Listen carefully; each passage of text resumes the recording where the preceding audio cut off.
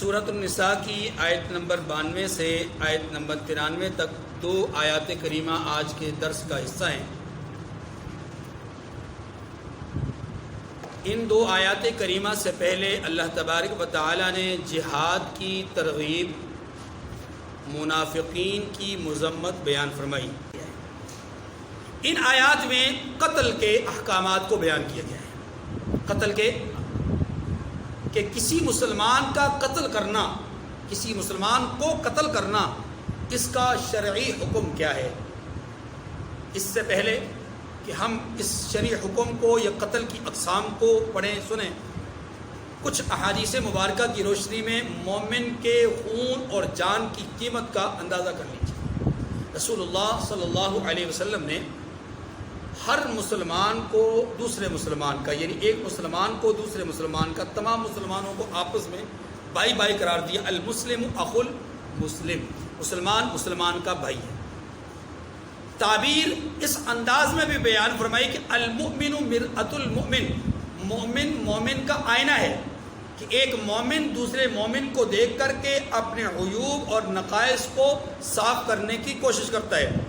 اپنے بدن پر جس طرح میل کچیل، چہرے پر جس طرح داغ انسان آئینے میں دیکھ کر صاف کرتا ہے، تو ایک مومن کا کام یہ ہے کہ وہ دوسرے مومن کی عمدہ صفات کو دیکھ کر کے اپنے آپ کو ان صفات پر پرکھنے کی کوشش کرے کہ یہ اچھا پکا خشوع و خضوع والا نمازی ہے، کیا میں بھی ہوں؟ اگر نہیں تو میں اس جیسا بننے کی کوشش کروں۔ یہ اچھا سخی فیاض آدمی ہے، میں کیا اس منصب پہ فائز ہوں؟ نہیں تو میں اس جیسا بننے کی کوشش کروں۔ یہ علم والا ہے، کیا میں نے اس طرح کی کوشش کی؟ نہیں کی تو کروں۔ یہ آدمی بڑا با اخلاق ہے، کیا میرے اخلاق بھی ایسے ہیں؟ اگر نہیں ہیں تو پھر میں اپنے اخلاق کو عمدہ کروں، اعلیٰ کروں۔ بات سمجھنے کے لیے تو ایک مومن دوسرے مومن کے لیے کیا ہے؟ آئینہ ہے۔ المؤمن مرآۃ المؤمن، مومن مومن کا آئینہ ہے۔ رسول اللہ صلی اللہ علیہ وسلم نے فرمایا کہ لا یخذلہ ولا یظلمہ، مومن مومن کا بھائی ہے، مسلمان مسلمان کا بھائی ہے، نہ وہ اسے رسوا کرتا ہے نہ وہ اس پر ظلم کرتا ہے۔ یعنی ایک مسلمان دوسرے مسلمان کو رسوا بھی نہیں کرتا، ایک مسلمان دوسرے مسلمان پر ظلم بھی نہیں کرتا۔ رسول اللہ صلی اللہ علیہ وسلم نے ایک مومن کی جان کی قیمت کا اندازہ اس طرح بیان فرمایا کہ لزوال الدنیا اہون، کہ دنیا جہاں کا ٹوٹ جانا، دنیا جہان کا نقصان پا جانا، دنیا جہاں کا تباہ و برباد ہو جانا، اہون، زیادہ زیادہ زیادہ کیا ہے؟ یعنی کم ہے بنسبت اس چیز کس کے؟ کہ من قتل رجل مسلم، ایک مسلمان آدمی کے قتل سے۔ یعنی ایک مسلمان آدمی کو قتل کرنا یہ اتنا بڑا جرم ہے کہ اس کے مقابلے میں اگر ساری دنیا کا نقصان ہو جائے تو تب بھی کم ہے، تب بھی کم ہے۔ رسول اللہ صلی اللہ علیہ وسلم نے یہ بھی ارشاد فرمایا لزوال الدنیا جمیعا اہون من عند غیر اللہ، من عند اللہ، اللہ کے ہاں دنیا کا نقصان زیادہ بہتر ہے۔ یعنی دنیا و مافیہ کا نقصان زیادہ بہتر ہے، کس سے؟ من سفک دم، کہ یعنی ایک مومن آدمی کے خون بہانے سے زیادہ بہتر ہے کہ پوری دنیا کا نقصان ہو جائے۔ تو مومن کی قیمت، مومن کی جان اللہ کے ہاں بہت زیادہ ہے، بہت۔ اسی لیے اللہ تبارک و تعالیٰ کے حبیب صلی اللہ علیہ وسلم نے یہاں تک ارشاد فرمایا کہ جو لوگ قتل میں شریک ہوں، جو لوگ کسی مومن کے قتل میں شریک ہوں، سب کے سب کو قیامت کے دن جہنم میں ڈالا جائے گا، حتیٰ کہ ایک وہ آدمی کہ جس نے قتل کرنے والوں کو ایک مشورے کے طور پر ایک جملہ کہا ہو، یا قتل کرنے والوں کی مشورتاً نہیں بلکہ حمایتاً ایک جملے سے حمایت کی ہو، فرمایا وہ بھی قیامت کے دن آئسۃ من رحمت اللہ، اللہ کی رحمت سے مایوس ہوگا، یعنی محروم ہوگا۔ یعنی قیامت کے دن اللہ کی رحمت کا مستحق وہ آدمی نہیں ہو سکتا کہ جو آدمی کسی مسلمان کے قتل میں شریک ہو، قتل کیا ہو، قتل میں شریک ہو، مشورہ دیا ہو، حمایت کی ہو، وہ آدمی کبھی بھی اللہ کی رحمت کا امیدوار نہیں ہو سکتا۔ تو مومن کی جان ایک عام انسان کی جان ہی بہت قیمتی ہے، چاہے کہ مومن ہو۔ فرمایا قتالہ کفر، ایک مومن کو قتل کرنا کفر ہے۔ قتال المؤمن کفر، کہ ایک مومن کو قتل کرنا کیا ہے؟ کفر ہے۔ وَسَبَابُهُ فِسْقٌ، اور اس کو گالی دینا فسق ہے۔ یعنی ایک مومن کو گالی دینا یہ بہت بڑا گناہ ہے۔ اور فرمایا کہ قتال المؤمن کفر، کہ مومن کو قتل کرنا تو کفر ہے۔ اور آج اگر ہم دیکھیں تو خون مسلم ارزاں ترین چیز ہے، کافر کے لیے نہیں، کافر تو کر ہی رہا ہے، خود مومن کا مومن پر ہاتھ اٹھانا، مومن کا مومن کو قتل کرنا، اس کا یعنی یہ جرم بہت زیادہ پایا جاتا ہے۔ اور اس جرم کے اور دیگر جرائم کے پائے جانے کی بنیادی وجہ کیا ہے؟ اسلامی جو فوجداری قانون ہے، اسلامی جو قانون دیت ہے، قانون قصاص ہے، اس پر عمل درآمد نہیں ہے۔ اگر اسلام کے قانون قصاص اور دیت پر عمل ہو تو یقین کیجئے کہ قتل و قتال، زنا، چوری، رازنی، ان تمام جرائم کا سد باب ہو جائے، یا کم از کم ان کی روک تھام ہو جائے۔ آج اگر جرائم دن بدن بڑھ رہے ہیں، اس کی وجہ یہی ہے کہ جو صاحب ثروت لوگ ہیں وہ دن دہاڑے کیمرے کی آنکھ کے سامنے ایک حاضر سروس ٹریفک سارجنٹ کو اپنی گاڑی تلے روند ڈالیں، ساری دنیا دیکھے، کروڑوں آنکھیں دیکھیں، لیکن عدالت کی آنکھ اندھی ہو جائے، قانون کے مطابق، عدالت کے مطابق اس پر گواہ نہ ہونے کے نتیجے میں، چشمدید گواہ نہ ہونے کے نتیجے میں قاتل بری ہو جائے۔ وجہ کیا ہے کہ آج کے دور میں ہماری عدالتوں کے اندر جو نظام قانون ہے وہ کیا ہے کہ جو وکیل ہیں ان پر سارا انحصار ہے، اور جتنا زیادہ پیسے والا آدمی ہوگا اتنا زیادہ شاطر اور تیز ترار وکیل کرے گا۔ نتیجہ کیا ہوگا؟ وہ قانون کی کو موشگافیوں میں ڈال کر قانون کو مختلف جلیبی کی طرح گھما گھما کر کے سیدھا کرے گا، اتنا سیدھا کرے گا کہ وہ ایک لائن تو بنے گی لیکن اس طرح حل نہیں ہو پائے گی۔ بات سمجھ آ گئی کہ نہیں؟ نتیجہ یہ ہے کہ عدالت مجبور ہوگی اس بات پر کہ جناب یہ آدمی بری ذمہ ہے۔ ہماری آنکھوں نے دیکھا، ہمارے کانوں نے سنا، ہمارے سامنے ہوا کہ ایک آدمی منصب قضات پہ فائز ہے، قاضی القضات ہے، چیف جسٹس ہے، وہ اپنی آنکھوں سے شراب کو بوتل میں دیکھتا ہے، اور ایک نہیں کئی بوتلوں کو دیکھتا ہے، اپنی ناک سے سونگھتا ہے اور اس پہ کمنٹس کرتا ہے کہ کیا اس کام کے لیے آپ بستر مرض پہ آئے ہیں؟ لیکن اگلے دن ثابت ہو جاتا ہے کہ جناب وہ شراب تو تھی ہی نہیں۔ بات سمجھ میں آ رہی؟ وہ شراب تو تھی ہی نہیں۔ یعنی ہمارا حال یہ ہے کہ ہمارے ہاں ایک قاضی القضات، چیف جسٹس اپنی آنکھوں سے دیکھے ہوئے معاملے کو بھی ثابت نہیں کر سکتا، کیمرے کے اندر محفوظ چیزوں کو ثابت نہیں کیا جا سکتا۔ ہزاروں لوگ اپنی آنکھوں سے قتل کرنے والے کو دیکھیں، ہزاروں لوگ دیکھیں، لیکن وہ ثابت نہیں کر سکتے۔ کیوں؟ اس لیے کہ عدالت میں گواہی دی نہیں جاتی، گواہی پڑھوائی جاتی ہے، گواہی کے الفاظ پڑھائے جاتے ہیں کہ آپ نے یہ الفاظ بولنے ہیں، اور ان الفاظ کے بولنے کے نتیجے میں قانون کے اندر پیچیدگیاں پیدا ہو جاتی ہیں، اور نتیجہ کیا ہوتا ہے کہ وہ جرم جس کا سد باب ہونا چاہیے وہ سد باب ہونے کے بجائے مزید بڑھتا جاتا ہے۔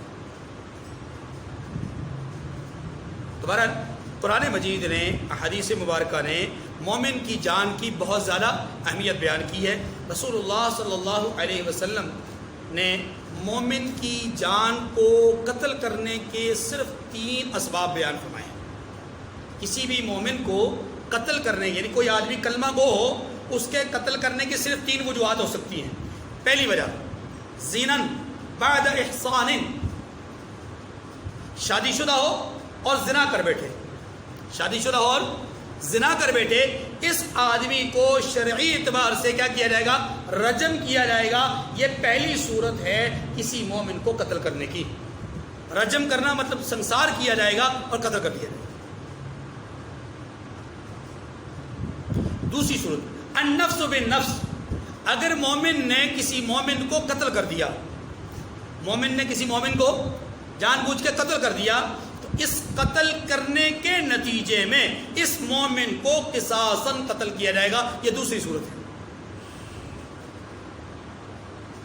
اور تیسری صورت ہے التارک لدینہ، تیسری صورت یہ ہے کہ کوئی آدمی کلمہ گو تھا، پھر وہ اپنے دین سے پھر گیا، نعوذ باللہ، وہ مرتد ہو گیا، اس نے دین چھوڑ دیا، کسی بھی مذہب میں چلا جائے، دین اس نے چھوڑ دیا، اسلام اس نے چھوڑ دیا، اس کو 3 دن کی مہلت دی جائے گی۔ اگر 3 دن کے اندر اندر یہ راہ راست پہ پلٹ آئے بغیر کسی شرط کے، بغیر کسی شرط کے واپس اپنے دین میں آ جائے تو ٹھیک، اگر نہیں آئے گا، شک و تردد میں رہ کر کے اگر یہ زندگی گزارنا چاہے گا اور دین سے انحراف کی صورت میں زندگی گزارنا چاہے گا، تو شریعت یہ کہتی ہے اسے زندگی گزارنے کا کوئی حق نہیں، اسے قتل کر دیا جائے۔ مرتد کی سزا کیا ہے؟ قتل۔ کیوں؟ اس لیے کہ مرتد حقیقت میں باغی ہوتا ہے۔ مرتد کیا ہوتا ہے حقیقت میں؟ اور پوری دنیا کا مسلمہ قاعدہ ہے کہ باغی کی سزا کیا ہوتی ہے؟ تو رحمت دو عالم صلی اللہ علیہ وسلم نے کسی مومن کو قتل کرنے کی یہ 3 صورتیں بیان فرمائیں۔ اب قتل کی کل 3 قسمیں ہیں۔ قتل کی کتنی قسمیں ہیں؟ 3 قسمیں۔ پہلی قسم ہے قتل عمد، جان بوجھ کر کسی کو قتل کرنا۔ دوسری صورت ہے قتل شبہ عمد، یعنی جان بوجھ کر قتل کرنے کی طرح قتل کرنا۔ نمبر 3 قتل خطا، غلطی سے خطاً کسی کو قتل کر دینا۔ تینوں کی میں تھوڑی سی وضاحت کر دیتا ہوں۔ قتل عمد یہ ہے کہ ایسی چیز ہاتھ میں پکڑے اور اس سے مارے کہ جس سے عمومی طور پہ قتل کیا جاتا ہے یا قتل کیا جا سکتا ہے، جیسے چھری، چاقو، خنجر، تیر، تلوار، نیزہ، بندوق، رائفل، کوئی بھی چیز، یعنی ایسی چیز جس سے عمومی طور پہ جان لی جا سکتی ہے، اس چیز کو ہاتھ میں پکڑے اور کسی آدمی کو ارادتاً، اس نیت اور ارادے سے کہ میں اس کو مارنا چاہتا ہوں، اس کی طرف بڑھے، اس پر چاقو کا وار کر دے، خنجر کا وار کر دے، تیر، تلوار، نیزے کا وار کرے، اسے مار دے، اس کو کہتے ہیں قتل عمد۔ قتل عمد مانا جان بوجھ کے، کہ جان بوجھ کے کسی کو قتل کرنا۔ اس کا حکم شرعی طور پہ یہ ہے کہ قاتل کو قصاصاً قتل کیا جائے گا، قاتل کو قصاصاً قتل کیا جائے گا، یہی اصل حکم ہے۔ لیکن اگر مقتول کے ورثاء، مرنے والے کے ورثاء سارے، آدھے یا ان میں سے کوئی ایک بھی قصاص لینے سے پیچھے ہٹ جائے کہ نہیں قصاص نہیں لینا، ورثاء، برادری نہیں، ورثاء جو شرعی وارث بنتے ہیں، وہ اگر قصاص لینے سے انکار کر دیں سارے کے سارے، کچھ یا ایک، تو قصاص نہیں لیا جائے گا، پھر دیت لی جائے گی، اور دیت اس آدمی نے یعنی قاتل نے ادا کرنی ہے، اور وہ ہے 100 اونٹ۔ کتنے؟ 100 اونٹ، جن کی عمریں کچھ اس طرح ہوں گی، 1 سال سے 2 سال کے درمیان تک، 1 سال سے لے کر کے 2 سال کے درمیان تک کی اونٹنی 20 دی جائیں گی۔ نمبر 2 2 سال سے لے کر کے 3 سال کی اونٹنیاں یہ 20 دی جائیں گی، 40 ہو گئی۔ اور نمبر 3 2 سال سے لے کر کے 3 سال تک کے 20 اونٹ دیے جائیں گے، 60 اونٹ ہو گئے۔ نمبر 4 3 سال سے 4 سال کے درمیان کے 20 اونٹ دیے جائیں گے، کتنے ہو گئے؟ 80۔ اور 5ویں نمبر پر 4 سال سے لے کر کے 5 سال تک کے 20 اونٹ دیے جائیں گے، مجموعی طور پہ کتنے اونٹ ہو گئے؟ 100 اونٹ۔ اگر مال کی صورت میں دیت دینی ہے اور اگر رقم کی صورت میں دینی ہے تو شرعی اعتبار سے دینار کے اعتبار سے 1000 دینار، کتنے؟ 1000۔ لیکن یہ دینار سونے کے سکے ہیں، یہ دینار آج کل کے دور کا دینار نہیں ہے، سونے کا سکہ ہے۔ اور اگر دراہم کے اعتبار سے دینے ہیں تو دراہم کی اس زمانے میں 2 شکلیں تھیں، ایک شکل یہ تھی کہ کچھ حجم اس کا چھوٹا تھا، اور دوسرا کچھ علاقوں میں درہم کچھ بڑا استعمال ہوتا تھا۔ جو بڑے والا درہم تھا اس کی مقدار 10,000 ہے اور چھوٹے والے کی مقدار 12,000 ہے۔ مالیت کا حساب آج کے دور میں بازار سے اس کا نرخ اور بھاؤ معلوم کر لیجئے، پتہ چل جائے گا کہ یہ ہزاروں اور سینکڑوں میں بات نہیں ہے، یہ لاکھوں سے بڑھ جاتی ہے اور کروڑ سے بھی اوپر چلی جاتی ہے بات مانگی کہ نہیں؟ تو سونے کے سکے دیں گے تو 1,000، چاندی کے سکے دیں گے 10 یا 12,000، جیسا کہ میں نے عرض کیا چھوٹا اور بڑا، اور اگر اونٹ دیں گے تو 100، جن کی 5 قسمیں ہیں۔ بعض حضرات نے 4 قسمیں بیان فرمائی ہیں، 1 سے 2 سال والے 25، 2 سے 3 سال والے 25، 3 سے 4 سال والے 25، 4 سے 5 سال والے 25، یہ اس طرح بھی تقسیم کی ہے۔ اور بعض حضرات نے 3 طرح کے اونٹ کو بھی تقسیم کیا ہے کہ 30، 30 اور 40، 1 سے 2 سال والے 30، 2 سے 3 سال والے 30، 60، اور 3 سے 4 سال والے کتنے 40۔ مجموعی طور پہ دینے سو ہی ہے، ان کی عمروں کے لحاظ سے فرق ہے، اور آپ جانتے ہیں کہ جب عمروں کے لحاظ سے فرق آئے گا تو قیمتوں کے لحاظ سے بھی فرق آئے گا، قیمت میں بھی تغیر تبدل آئے گا۔ بہرحال حضرت عبداللہ ابن عباس رضی اللہ تعالیٰ عنہ جو قرآن کے مفسر ہیں، ان کی روایت کے مطابق یہ ہے کہ 5 درجے ہیں، 1 سے 2 سال، 2 سے 3 سال کے 40، اور چوتھی قسم 3 سے 4 سال، اور پانچویں قسم 4 سے 5 سال۔ یہ ہے قتل عمد اور اس کا حکم۔ قتل عمد میں دوبارہ عرض کر دیتا ہوں، جان بوجھ کر آلائے قتل سے کسی کو مارنا، یہ کیا ہے؟ قتل عمد ہے۔ اور قتل عمد کی جو سزا ہے، نمبر 1 قصاص ہے۔ اگر قصاص لینے سے مقتول کے ورثاء انکار کر دیں تو ایسی صورت میں پھر دیت ہوگی، اور دیت کی میں نے 2 قسمیں بیان کر دی، نقدی میں سے بھی اور مال میں سے۔ نقدی میں سے 1000 دینار یا 10,000 درہم یا 12,000 درہم، اور مال میں سے 100 اونٹ۔ اگر تیسری صورت ورثاء قصاص بھی نہ لیں، دیت بھی لینے سے انکار کر دیں اور معاف کر دیں، تو قرآن پاک نے اس کو بھی جائز قرار دیا ہے، اور بلکہ اس کو خیر کہا ہے کہ یہ بھی بہتر ہے۔ یہ بھی کیا ہے؟ بہتر ہے، ٹھیک ہے، وہ معاف کر دے۔ ہو سکتا ہے اس شرمندگی کی وجہ سے، اس ندامت کی وجہ سے وہ اپنی موت آپ ہی مر جائے، بس ہماری، لیکن شریعت نے پہلی بات یہ کہی ہے کہ قصاص لے، یہ زیادہ بہتر ہے۔ وَلَكُمْ فِي الْقِصَاصِ حَيَاةٌ يَا أُولِي الْأَلْبَابِ، قصاص میں تمہارے لیے زندگی ہے۔ تو قتل کی کتنی قسمیں ہیں؟ 3۔ ان میں سے پہلی قسم کیا ہے؟ قتل عمد۔ نمبر 2 قتل شبہ عمد۔ قتل شبہ عمد یہ ہے کہ آدمی مارنا چاہے کسی کو، ارادہ ہے کسی کو، جس کو مارا اس کو مارنے کا ارادہ تھا لیکن قتل کرنے کا نہیں تھا۔ قتل کرنے کا، اس کو مارنا چاہ رہا تھا، ڈنڈا لے کے اس کے مارا، اور اس کے سمجھ لیں کہ سر پہ لگ گیا یا کسی ایسی جگہ پہ لگ گیا جس کی وجہ سے اس کی جان چلی گئی۔ عام طور پہ ڈنڈے سے انسان مرتا نہیں ہے، یا اس نے تھپڑ مارنا چاہا، زور سے تھپڑ مارا، تھپڑ مارا اور وہ نیچے گرا، مر گیا۔ عام طور پہ تھپڑ سے مرتا نہیں ہے۔ فَوَقَذَهُ مُوسَىٰ، موسیٰ علیہ السلام تھپڑ مارے تو ورنہ مر جاتا ہے، ورنہ عام طور پہ تھپڑ سے لوگ مرتے نہیں ہیں۔ تو اس طریقے سے اگر کسی نے مکہ مار دیا یا لات مار دی، لات سے مکے سے انسان مرتا نہیں، لیکن اگر کسی نے ایسا کر دیا اور اس سے سامنے والا مر گیا تو یہ شبہ عمد ہے۔ یہ کیا ہے؟ قتل شبہ عمد کا جو شرعی حکم ہے وہ کیا ہے؟ اس میں قصاص نہیں ہوتا، اس میں قصاص، کیونکہ اس نے مارا آلائے قتل سے نہیں مارا۔ اب شبہ عمد میں کیا ہوتا ہے؟ دیت یا کفارہ، یعنی دیت اور کفارہ۔ کفارہ کیا ہے؟ کفارے میں ایک غلام کو آزاد کرے گا جس کے لیے مومن ہونا شرط ہے۔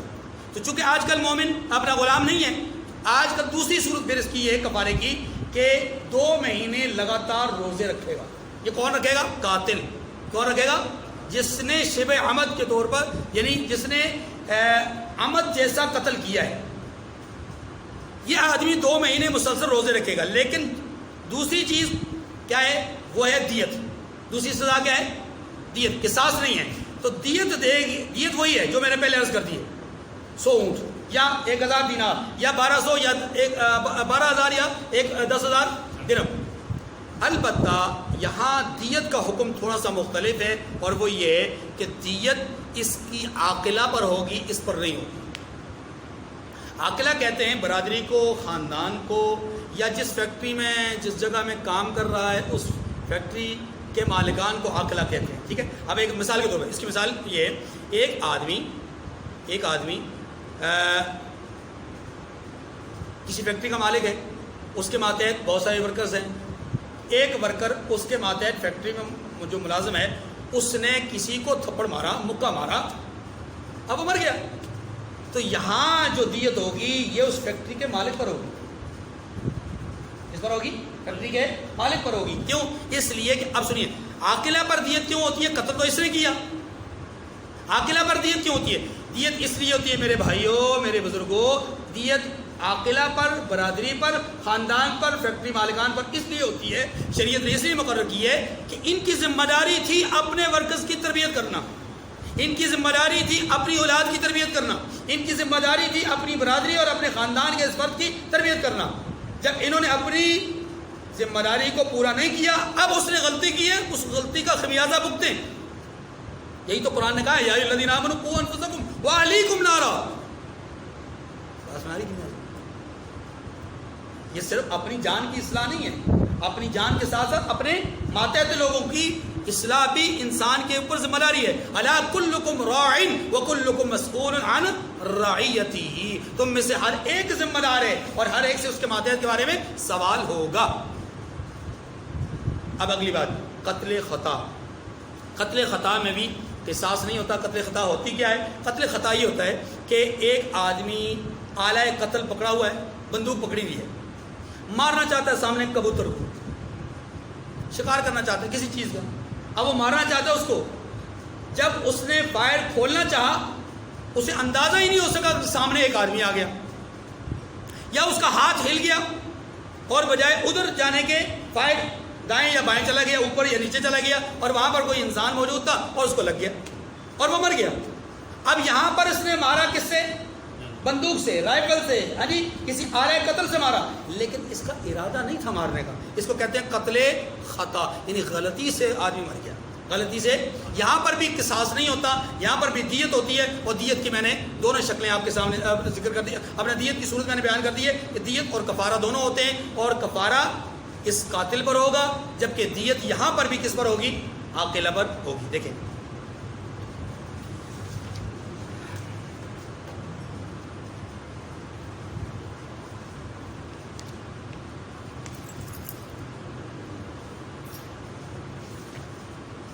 فرمایا وما کان للمؤمن ان یقتل مؤمنا الا خطا، اور کسی مومن کو زیب نہیں دیتا کہ مومن کو مار ڈالے مگر بھول کر، مگر بھول کر۔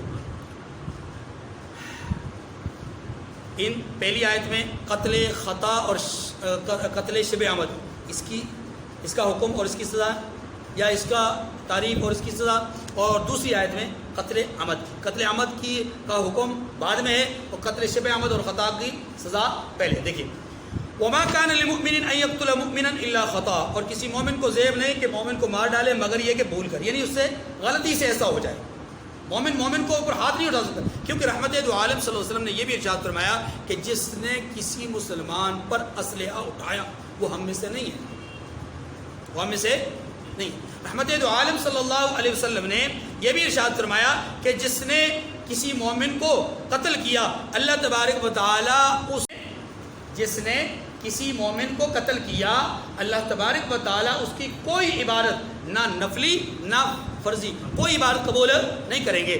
فرمایا کہ وما کان للمؤمن ان یقتل مؤمنا الا خطا، کہ جس نے کسی مومن کو یہ زیب نہیں دیتا کہ وہ کسی مومن کو قتل کر ڈالے مگر یہ کہ بھول کر۔ ومن قتل مؤمنا خطا فتحریر رقبۃ مؤمنۃ ودیۃ مسلمۃ الی اہلہ الا ان یصدقوا، یہاں پر قتل خطا کی سزا بیان کی جا رہی ہے، یہ دنیاوی سزا ہے۔ فرمایا ومن قتل مؤمنا خطا، اور جس نے بھول کر مومن کو مار ڈالا تو اس کی سزا یہ ہے کہ ایک مسلمان غلام آزاد کرے، ایک مسلمان غلام کو آزاد کرے، اور ودیۃ مسلمۃ الی اہلہ، اور مقتول کے وارثوں کو خون بہا دے دے، خون بہا، مقتول کے ورثاء کو خون بہا، الا ان یصدقوا، ہاں مگر یہ کہ وہ خود خون بہا معاف کر دیں۔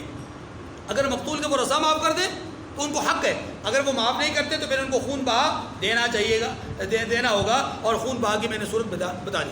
اچھا، اب اس کو تھوڑا سا اسی بات کو جو میں نے عرض کیا کہ کفارہ دو قسم کا ہے، ایک یہ کہ غلام کو آزاد کرے، اور دوسرا کیا ہے 2 مہینے لگاتار روزے رکھنا. 2 مہینے یہاں پر نہیں ہے، اسی آیت کو بالکل تھوڑا سا نیچے چلے جائیں، آخر میں دیکھیں فَمَن لَّمْ يَجِدْ فَصِيَامُ شَهْرَيْنِ مُتَتَابِعَيْنِ. نظر آیا جی؟ تو اس کو ساتھ پڑھ لیں. فرمایا اور جس کو یہ میسر نہ ہو، کہ کون سی چیز؟ یعنی جس کے پاس غلام نہ ہو یا غلامی کا دور ختم ہو گیا ہو، غلامی کا تصور ختم ہو، جیسے آج کل غلامی کا تصور نہیں ہے، حقیقی غلامی کا تصور نہیں، لہٰذا اب کفارے کے طور پہ غلام تو آزاد نہیں کر سکتا، تو پھر کفارہ کس چیز کا ہوگا؟ اس کا جواب دیا گیا فَمَن لَّمْ يَجِدْ فَصِيَامُ شَهْرَيْنِ مُتَتَابِعَيْنِ. جس کو یہ میسر نہ ہو وہ 2 مہینے متواتر لگاتار روزے رکھے گا. لگاتار، اور لگاتار کا مطلب سمجھتے ہیں؟ اگر بیچ میں کوئی روزہ توڑ دیا اسے از سرنو خان صاحب کی طرف اسے دوبارہ سے نمبر 1 سے روٹیاں شروع کرنی پڑیں گی. فَإِنْ كَانَ مِنْ قَوْمٍ عَدُوٍّ لَكُمْ وَهُوَ مُؤْمِنٌ. اچھا جی، اب تھوڑا سا یہاں رک جائیے، اگلی بات سمجھتے ہیں. یہاں آگے ایک مسئلہ آ رہا ہے کہ کسی کو قتل کرنا خطا ہو، اس کے اوپر دیت ہوتی ہے اور کفارہ ہوتا ہے. ٹھیک ہے جی، ابھی ہمارے سامنے آیا نا. اب اس میں سے 2 صورتیں مستثنیٰ ہیں یا 2 صورتیں مزید بیان کی جا رہی ہیں، اور وہ صورتیں کیا ہیں؟ ایک صورت یہ کہ آپ کسی مومن کو آپ کے ہاتھ، یعنی کوئی مومن آپ کے ہاتھ سے قتل ہو جاتا ہے غلطی سے، لیکن اس مومن کا تعلق اس قوم سے ہے جو قوم تمہاری دشمن ہے. یعنی ایک مومن تو وہ ہے نا کہ جو آپ کے پاس رہتا ہے، آپ کے ساتھ رہتا ہے، آپ کے ساتھ چلتا پھرتا ہے. سمجھ رہے ہیں نا جی؟ آپ کی دشمن قوم بھی تو آپ کے ساتھ ہی ہے نا، پڑوس میں ہی ہے نا، ہے کہ نہیں ہے؟ وہاں بھی تو مسلمان ہیں. اب آپ اگر ان کے خلاف جنگ کے لیے آتے ہیں، جاتے صوبیدار صاحب 65 یاد آ گئے 71، یعنی وہ آپ اگر بڑھتے ہیں آگے تو آپ کے مد مقابل اگر وہاں پر مسلمان آ جاتا ہے، اگرچہ وہ جنگ کے لیے نہیں آیا، آپ مارنا چاہتے ہیں ہندو کو، سامنے آ گیا مسلمان، اب آپ کے ہاتھ سے مر گیا کون؟ مسلمان. تو کیا آپ وہاں مسلمان کے عاقلہ کو، یعنی اس مسلمان کے ورثاء کو کیا دیت دیں گے؟ یہاں یہ مسئلہ بیان کیا ہے. اب بات سمجھ آئی کھل کر کہ ایک مسلمان کنٹری غیر مسلم کنٹری پر حملہ آور ہوتی ہے، یا کوئی بھی وجہ ہوتی ہے کہ جس کی وجہ سے یہاں کے مسلمان نے وہاں کے لوگوں پر حملہ کیا اور یا کچھ ایسا کرنا چاہا، تو وہاں پر اس ملک کے مسلمان کا قتل ہو گیا اس کے ہاتھ سے، جبکہ یہ اس مسلمان کو مارنا بھی نہیں چاہتا تھا اور وہ مسلمان بھی اس کے خلاف برسر پکار بھی نہیں ہوتا. اس کو یعنی قتل خطا ہی سمجھے، قتل خطا کی صورت میں. اب اگر ایسا ہو گیا تو کیا اس آدمی پر دیت اور اس آدمی پر کفارہ ہوگا؟ تو جواب یہ ہے کہ نہیں. جواب یہ ہے کہ کیوں؟ اس لیے کہ اس کا تعلق آپ کی دشمن برادری سے ہے، یا آپ کی دشمن قوم سے ہے، آپ کے دشمن ملک سے ہے. تو جیسے دشمن کے باقی لوگوں کا قتل دیت اور قصاص کا موجب نہیں، ایسے یہ بھی دیت اور قصاص کا موجب. دیکھیے فرمایا فَإِنْ كَانَ مِنْ قَوْمٍ عَدُوٍّ لَكُمْ وَهُوَ مُؤْمِنٌ فَتَحْرِيرُ رَقَبَةٍ. ہاں یہاں پر ایک چیز ہے، کفارہ تو ہوگا، دیت نہیں. فرمایا فَإِنْ كَانَ مِنْ قَوْمٍ عَدُوٍّ لَكُمْ، اگر مقتول تمہارے دشمنوں کی جماعت میں سے ہو اور وہ خود مومن ہو تو صرف ایک مسلمان غلام کو آزاد کرنا ہے، دیت نہیں دینی.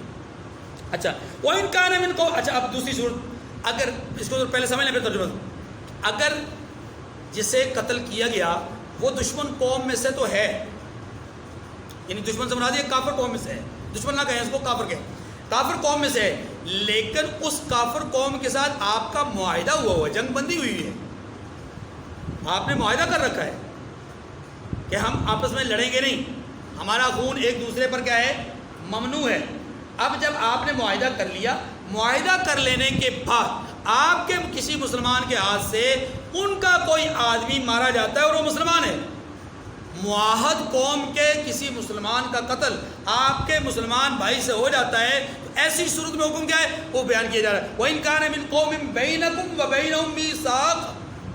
تو یہاں دونوں چیزیں ہیں. فرمایا کہ اگر مقتول ایسے لوگوں میں سے ہو جن میں اور تم میں صلح کا عہد ہو تو وارثان مقتول کو خون بہا دینا ہوگا. کیوں؟ اس لیے کہ معاہد قوم کا حکم اپنی قوم جیسا ہوتا ہے، جس کے ساتھ آپ معاہدہ کرتے ہیں اس کا حکم کیا ہوتا ہے؟ ایسے ہی جیسے اپنی قوم، یعنی جیسے ہمارا ایک دوسرے پر خون مال جان ہر چیز حرام ہے، ایسے ہی معاہد قوم کا بھی خون مال جان کیا ہوتا ہے؟ حرام. وَتَحْرِيرُ رَقَبَةٍ مُؤْمِنَةٍ، اور ایک مسلمان کو آزاد کرنا ہوگا، یعنی کفارہ اور دیت دونوں ہوں گے. فمن لم یجد فصیام شہرین متتابعین، اس کا تعلق اس کے ساتھ بھی ہے اور اوپر والے حکم کے ساتھ بھی ہے، کفارہ دونوں جگہ پہ کفارہ کے ساتھ ہے کہ اگر کفارے میں غلام نہیں پایا جاتا یا غلام میسر نہیں ہے تو پھر اس صورت میں 2 مہینے لگاتار روزے رکھنے ہیں۔ توبۃ من اللہ، فرمائے یہ کفارہ اللہ کی طرف سے توبہ قبول کرنے کے لیے ہے، وکان اللہ علیما حکیما، اور اللہ سب کچھ جانتا اور بڑی حکمت والا ہے۔ یہاں تک بات قتل خطا کی تھی، کسی کے زمن میں قتل شبہ عمد بھی آ گیا۔ اب اگلی بات قتل عمد، ومن یقتل مؤمنا متعمدا فجزاؤہ جہنم خالدا فیہا، اور فرمایا جو شخص مسلمان کو قصداً مار ڈالے تو اس کی سزا کیا ہے؟ دوزخ۔ اس کی سزا کیا ہے؟ رحمت دو عالم صلی اللہ علیہ وسلم نے خانہ کعبہ کو دیکھا اور خانہ کعبہ کو خطاب کیا۔ بعض رات کہتے ہیں یہ حجۃ الوداع کے موقع پر ہے اور بعض رات کہتے ہیں فتح مکہ کے موقع پر ہے۔ خانہ کعبہ کو خطاب کیا اور آپ نے فرمایا کہ اے اللہ کے گھر خانہ خدا، تیری حرمت بڑی ہے، تیری حرمت بڑی عظیم ہے، لیکن سن، تیری حرمت سے زیادہ مومن کی جان کی حرمت ہے، تیری حرمت سے زیادہ۔ اور یہ بات اللہ کے رسول نے ایسے نہیں کی، کیا کہا؟ قسم ہے اس ذات کی جس کے قبضہ قدرت میں محمد کی جان ہے، کہ تیری عظمت بڑی لیکن تیری عظمت سے کہیں زیادہ عظمت مومن کی جان کی ہے۔ کاش کہ ہم بھی مومن کی قدر کرنا شروع کریں۔ فرمایا وَمَن يَقْتُلْ مُؤْمِنًا مُتَعَمِّدًا فَجَزَاؤُهُ جَهَنَّمُ خَالِدًا فِيهَا، جو کہ شخص کسی مسلمان کو قصداً جان بوجھ کر مار ڈالے گا تو اس کی سزا دوزخ ہے، جس میں وہ جلتا رہے گا، جس میں وہ، دیکھیے یہاں پر خالداً فیہا کا لفظ آیا ہے، اس سے ایک وہم پیدا ہوتا ہے، ایک چیز پیدا ہوتی ہے کہ کیا مومن کا قاتل، مومن کو جان بوجھ کے مارنے والا ہمیشہ جہنم میں رہے گا؟ اس آیت کریمہ سے بظاہر یہ سمجھ میں آتا، جواب اس کا یہ کہ نہیں، ہمیشہ نہیں رہے گا، ہمیشہ۔ تو پھر خالداً فیہا کیوں کہا؟ تو خالداً فیہا مدت مدید کے لیے کہا، لمبی مدت کے لیے کہا، ورنہ اگر ہمیشہ رہنا ہوتا تو یہاں کہا جاتا خالداً فیہا ابدا، خالداً فیہا، جہاں جن کے لیے ہمیشہ رہنے کا کہا گیا ان کے لیے ابدا کا لفظ استعمال کیا، یہاں پر ابدا کا لفظ استعمال نہیں ہوا۔ اس لیے یاد رکھیے کہ اللہ تبارک و تعالیٰ نے یہ جو قرآن پاک اسی سورہ مبارکہ کے اندر پیچھے گزر چکا ہے اور آگے بھی آئے گا، ان اللہ لا یغفر ان یشرک بہ ویغفر ما دون ذلک، شرک کے علاوہ ہر گناہ کو اللہ معاف کر سکتے ہیں، تو یہ قتل بھی شرک کے علاوہ ہی گناہ ہے، لہٰذا اسے بھی اللہ معاف کر سکتے ہیں۔